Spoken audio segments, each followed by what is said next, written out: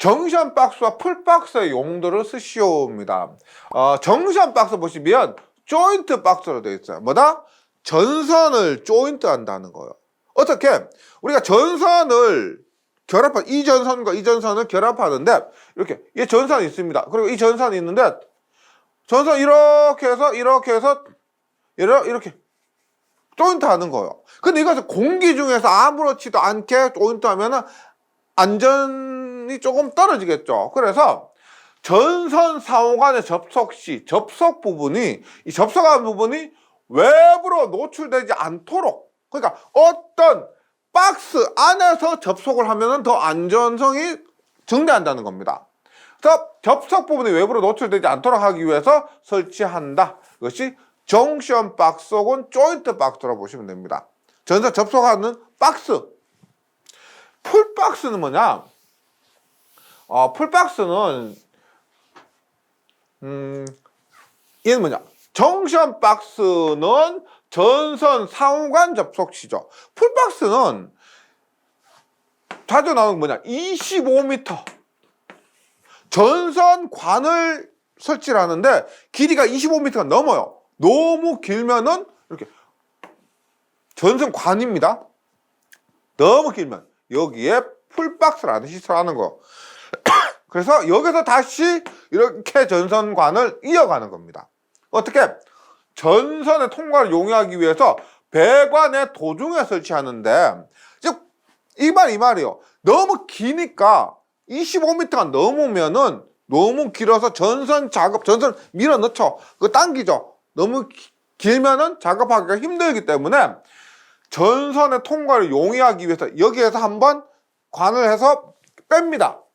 빼서 여기서 다시 집어넣는 거예요. 그래서 배관의 도중에 이런 풀박스를 설치한다. 이렇게 정리해 주시기 바랍니다.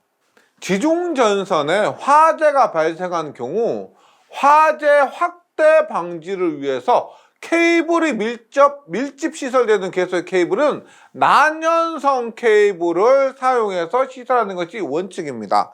난연성. 부득이 전력구에 일반 케이블을 시설하고자 할 경우 케이블의 방지 대책을 하여야 하는데, 케이블과 접속제에 사용하는 방제용 자재 두 가지를 쓰시오라고 합니다. 이 문제는 크게 어려운 게 없는데요. 왜냐면 문제에서 보세요. 원래 난연성 케이블을 사용해야 됩니다. 그래서 난연성. 그런데 부득이 일반 케이블을 사용해야 됩니다. 난연성 케이블을 사용해야 되는데 일반 케이블을 사용할 경우 케이블에 어떤 조치를 취해야 되겠죠. 그래서 시설하는 것이 난연성 있는, 난연성 있죠. 난연 테이프로 감는다. 감는 거 아니면 뭘까? 도료는 뭐예요? 도료는 뭐예요? 칠한다. 도료 칠한다. 그러니까 물건의 겉에 바르는 것을 우리가 도료라 그러죠. 바니스 같은 거 이런 것으로 칠한다. 여기서 부가적으로 한 번만 제가 설명드릴게요. 용어에 대해서 우리가 전선 케이블 등과 불과는 화재와는 굉장히 밀접한 관계가 있는데요. 이런 것이 있습니다. 우리가 지금 난연성이 있는데 가연성이 있어요. 가연성보다 불에 잘 타는 것, 가연성. 그 다음에 불에 타지 않는 것을 불연성이라고, 불연성. 그 중간에 있는 것이 뭐냐면 이 난연성이에요. 난연성은 그 중간에 있는 것으로 잘 타는 것, 잘 타지 않는 것, 얘는 연소하기 어려운 것. 완전 타지 않지는 않지만 난연성은 연소하기 어려운 것을 말합니다. 그리고 이 문제에서 난연성 케이블 대신에 난연성을 가진 테이프나 난연성을 가진 도료를 방지용 자재로 사용한다. 이렇게 정리해 주시면 되겠습니다. 다음 각 방폭 구조에 대해서 설명하시오라고 하는데요. 방폭 구조, 이거 지금 보시면 답이 길기 때문에 많은 분들이 좀 힘들어 하십니다. 저와 같이 한번 천천히 정리를 해 보시면 좋겠습니다. 일단 방폭 구조는 뭐냐면 인화성 장소가 있죠. 인화성. 좀 위험한 장소, 불이 붙을 수 있는 장소, 이런 장소는 이런 곳에 전기 기구 뭐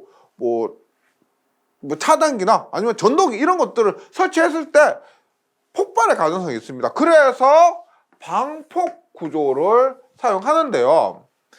일단 압력 방폭 구조, 기호로는 우리가 압력 프레저죠. 그래서 P라고 합니다. P. 그다음에 유입은 O고요.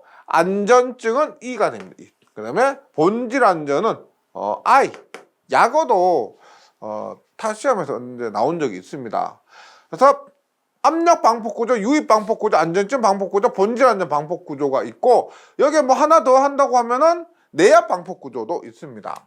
그럼 각각 한번 뜯어보면은 중요한 단어가 있는데, 압력 방폭 구조는 이렇게 압력을 유지한다. 압력 방폭 구조고요. 유입 방폭 구조는 기름속. 안전증은 안전도를 증가시킨 거. 안정도를 증가시킨 것이 안전증 방폭 구조가 되고요. 그 다음에 본질 안전은 확인된 구조. 이것이 가장 중요한 부분인데 한번 볼게요. 압력 방폭 구조는 용기 내부에 보호가스를 봉입합니다. 내 봉입가스를 봉입해서 압력을 유지합니다. 그러면 압력을 유지하고 있으면 폭발성 가스나 전기가 용기 내로 유입되지 못하겠죠. 폭발성 가스나 전기가 유입되면 폭발할 수가 있는데, 여기에 보호가스를 넣어서 압력을 유지하고 있으면은 이런 전기나 가스가 유입되지 못해서 폭발을 방지하는 것을 압력 방폭 구조라고 합니다. 유입 방폭 구조는 뭐냐면, 전기불꽃, 아크 또는 고온이 발생하는 부분은, 예를 들어서 간단하게 보면 이렇게 있습니다. 이렇게 있는데, 여기서 여기 기름을 넣어요. 기름 안에 기구를 넣습니다. 그러면 전기불꽃, 아크 또는 고온이 발생하는 부분을 기름 속에 넣는 거예요. 그러면 기름면 위에 존재하는 폭발성 가스는 지금 여기에 존재하는데 전기에 인하되지 않도록 하는 거죠. 가스는 여기 존재하는데 이런 아크 등이 발생한 부분은 기름 안에 넣어버리니까 폭발을 방지할 수가 있다. 그래서 기름 속에 전기불꽃, 아크 또는 고온이 발생한 부분을 넣었다. 그래서 폭발성 가스 전기와 만나지 않도록 한 것이 유입 방폭 구조. 근데 안전증 방폭 구조는 조금 추상적이죠. 안전도를 증가시킨 건데, 어떻게 증가시키냐? 정상 운전 중에 폭발성 가스 또는 전기가 저마원이 될 전기불꽃, 아크 또는 고온 부분 등의 발생을 방지하기 위해서, 여기까지도 거의 똑같죠. 이렇게 정상 운전 중에 폭발성 가스, 전기가 저마원이 돼서 불꽃, 아크, 고온 부분의 발생을 방지하기 위해서 기계적, 전기적 구조상 또는 온도 상승에 대해서 특히 안전도를 증가시킨 구조입니다. 구체적으로 보면 이렇게 보시면 돼요. 뭐 예를 들어서 전폐를 하고 전부 밀폐를 합니다. 그 다음에 접속을 하지 않도록 해서 이렇게 안전도를 증가시키고, 그 다음에 거리를 뭐 불꽃 등이 발생하는데 그것과 거리를 멀리하면 또 안전도가 증가시키겠죠. 거리를 증가시키거나 혹은 일반적인 것보다 온도를 10도 정도, 온도 10도 정도를 낮춰서 설계하는 겁니다. 그래서 얘는 뭐냐면 딱 이게 아니다. 압력 방폭 구조는 가스 넣는다. 유입 방폭 구조는 기름소에 넣는다. 안전증 방폭 구조는 뭐냐면 뭐 기계적으로 전폐를 시킬 수가 있고, 접속을 할 때 뭐 유의하거나 거리를 더 증가시키거나 온도를 낮춰서 전반적으로 안전도를 증가시킨 구조가 안전증 방폭 구조가 됩니다. 본질한 방폭 구조는 이것도 약간 추상적이죠. 본질적으로 안전한 것을 확인된 구조. 정상 및 사고 시 발생하는 전기불, 아크 또는 고온에 의해서 폭발성 가스 또는 전기에 점화되지 않는 것이, 이거 거의 똑같죠, 맞죠? 그렇게 폭발할 수 있는 건데, 점화 시험이나 기타 등에 의해서 확인된 구조, 이 구조로 했을 때 본질적으로 안전하구나를 확인한 구조가 본질 안전 방폭 구조가 됩니다.